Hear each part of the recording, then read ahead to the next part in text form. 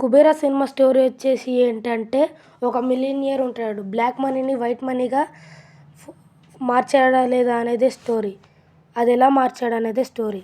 ఇంకా యాక్టింగ్ వైజెస్ నాగార్జున, ధనుష్, రష్మిక మందన, ఇంకా విలన్గా యాక్టింగ్ చేశాను అతనైతే సూపర్ చేశాడు.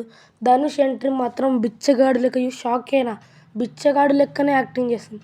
సేమ్ ధనుష్ నిజమైన బిచ్చగాడు లెక్కనే యాక్టింగ్ చేసింది సినిమాలో.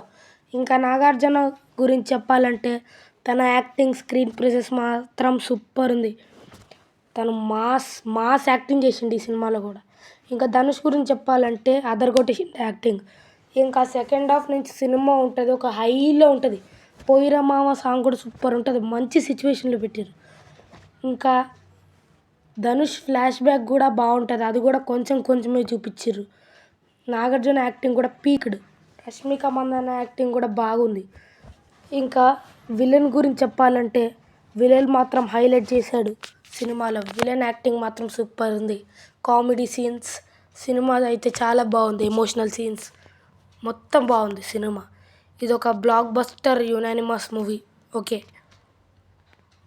ఈ సినిమాని అందరూ చూడొచ్చు, ఫ్యామిలీ ఆడియన్స్ ఫ్రెండ్స్ అందరూ చూడొచ్చు. ఈ సినిమా ఒక బ్లాక్ బస్టర్ మూవీ, తప్పకుండా చూడండి. లేకపోతే మంచి థియేట్రికల్ ఎక్స్పీరియన్స్ మిస్ అవుతాడు. ఈ సినిమాని శేఖర్ కమ్లాని తీసినాను, నేను షాక్ అయినా. అంత కొత్త వరల్డ్ ఈ సినిమా అంటే.